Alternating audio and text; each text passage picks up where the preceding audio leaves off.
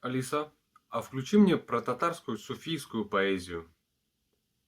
Продолжаю подкаст «Татарская суфийская музыка и поэзия». Гафил торма, ху тигел. Гашиклары ишарлар, гәрш хашига кунарлар.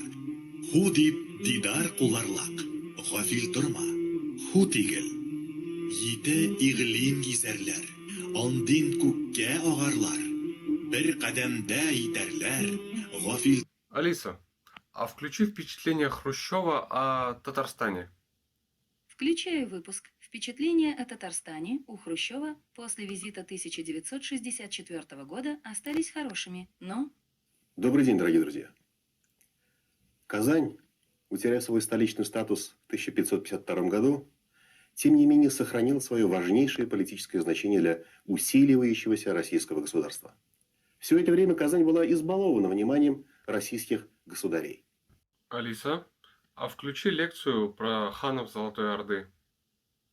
Включаю выпуск лекции хана Золотой Орды, первый самовластный правитель Менгу Тимур.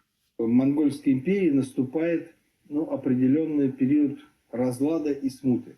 Дело в том, что значительная часть монгольской армии, посланная на завоевание Южного Китая,